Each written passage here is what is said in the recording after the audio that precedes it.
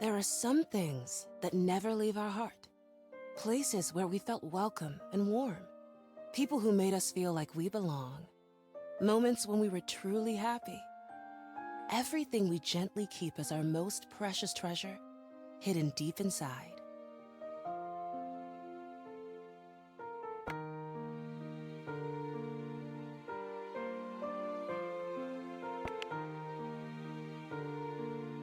And over time, they become a part of us if we allow ourselves to let life's wonders in.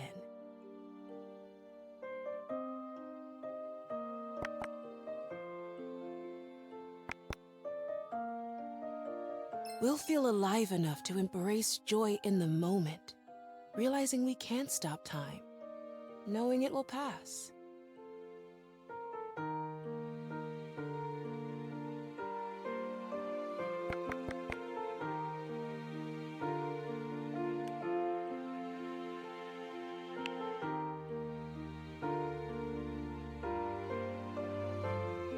That's what happened to me. Inside this little wooden box is my happiest memory.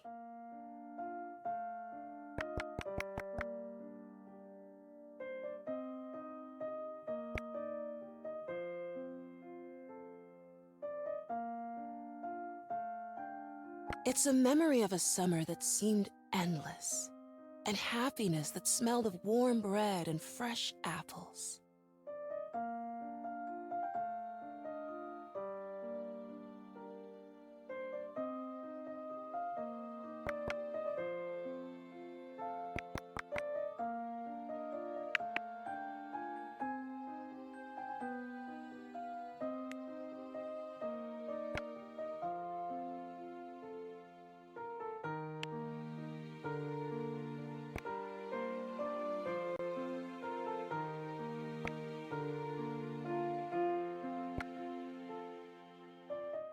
Welcome to the world of Woodo.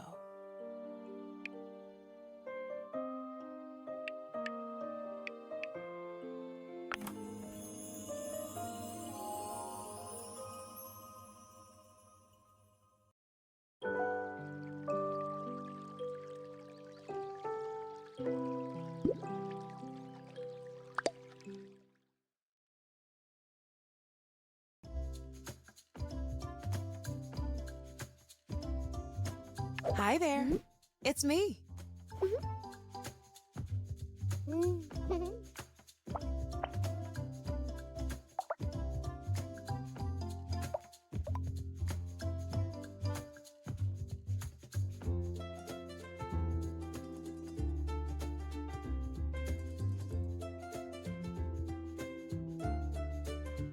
Well, at least this is how I remember myself.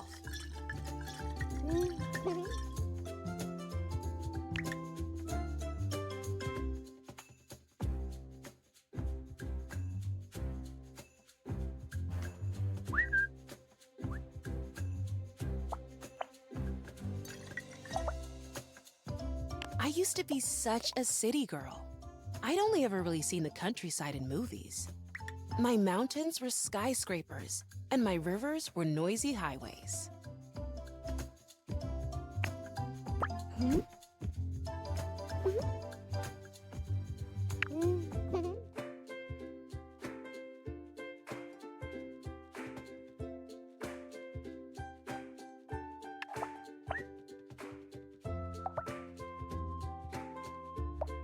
But I guess saying I lived in the city wouldn't be totally correct either. I spent most of my time online.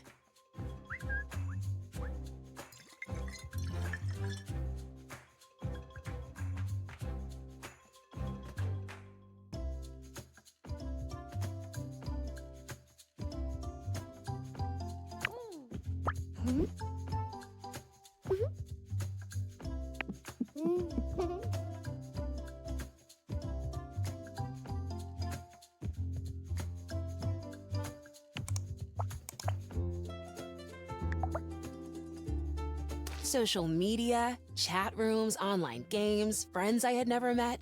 Actually, I hardly ever left my own room. And why would I? I had the whole world at my fingertips. Well, A virtual one, anyway.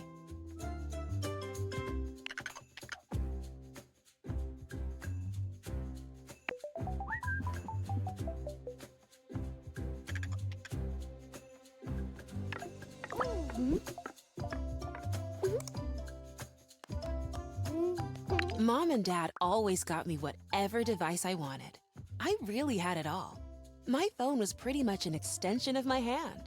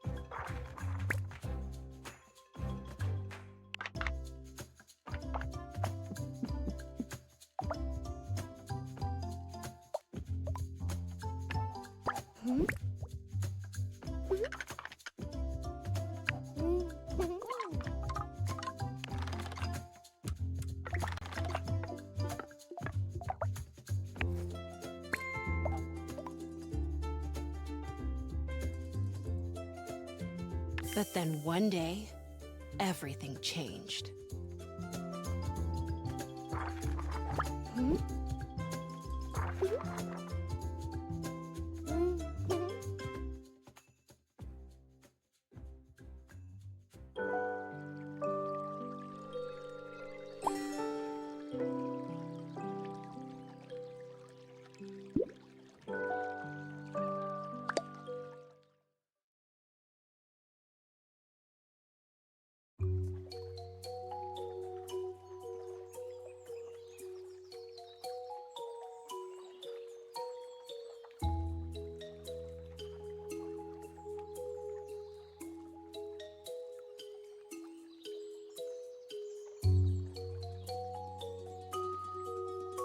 Here I am again, right in the middle of the great unknown, and surrounded by them, white, brawny, and rude. The day my life changed, I was exiled into this hostile environment, unsuitable for any modern soul.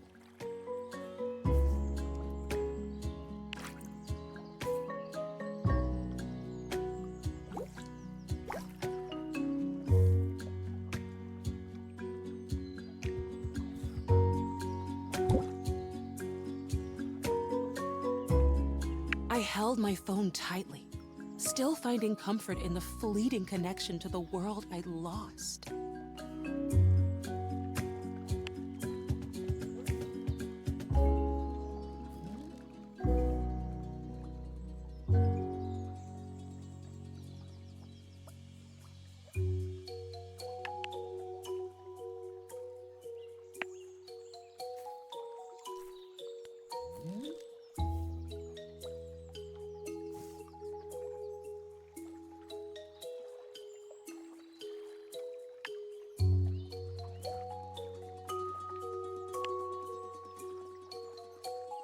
The gang of geese, clearly thinking they're the biggest deal around here, sized up the sudden intruder on their land with little shame and even less hospitality.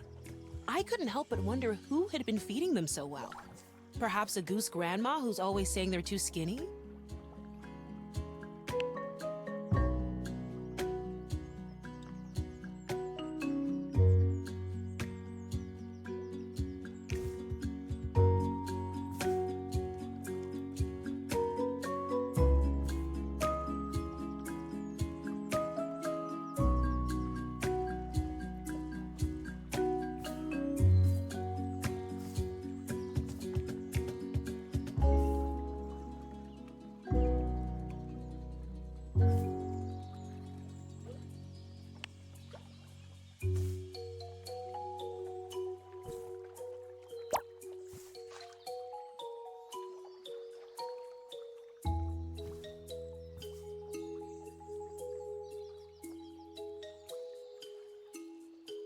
Even the goose in a hat didn't inspire my trust. Who told him it suited him at all? I have to admit, though, It looked pretty cute.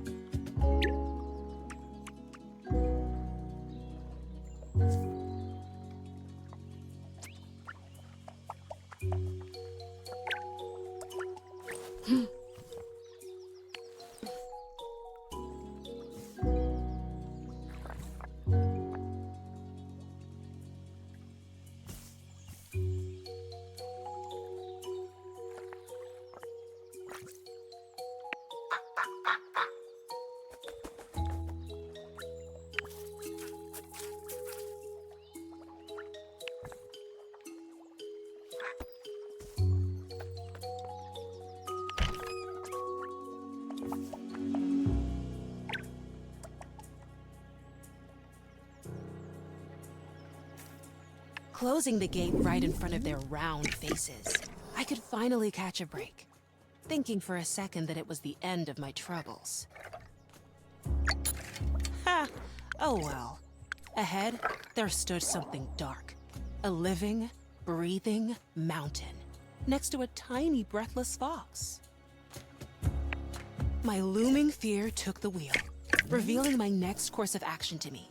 Touch the fence with my left hand, then my right, then this and that, and most importantly, in the right sequence. And then, the mountain would allow me safe passage.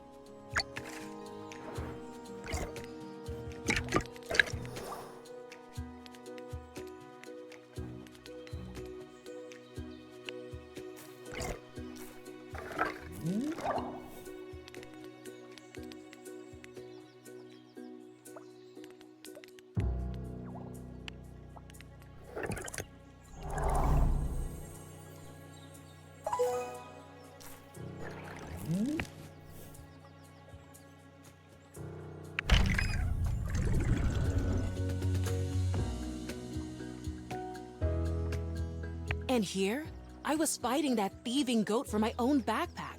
while even the goslings on the fence were loudly cheering for her and not me.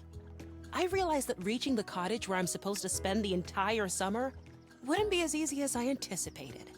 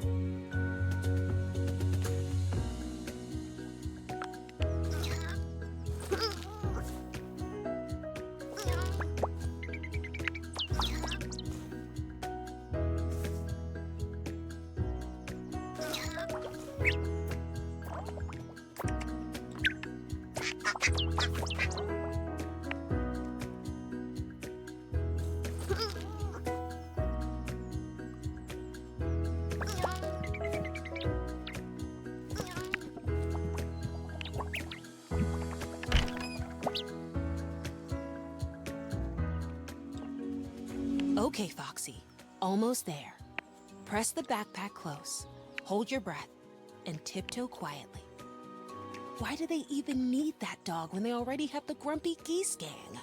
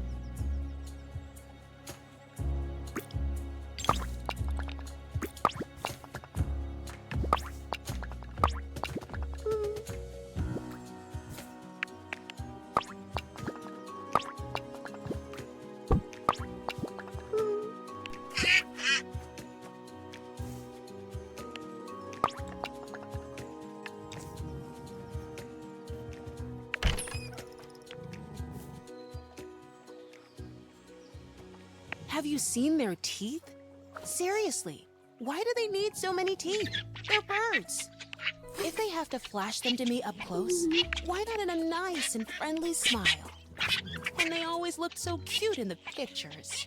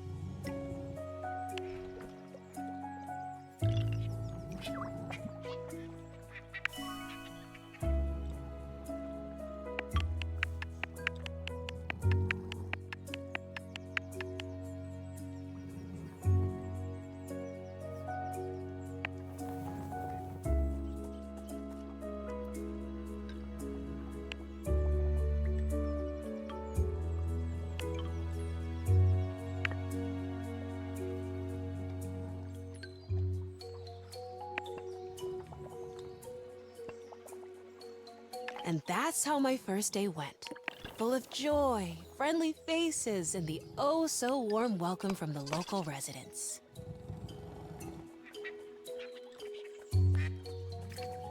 It's hard to describe what I felt at the time. The old world I knew was fading away, replaced by something so foreign I couldn't understand it, let alone love it. It was all new, uncomfortable, and safe. A harsh transition. My old connections torn and the new still incomplete. I was afraid that this summer would change who I was, taking away the things I loved and relied on, that I'd lose myself entirely in this forsaken village.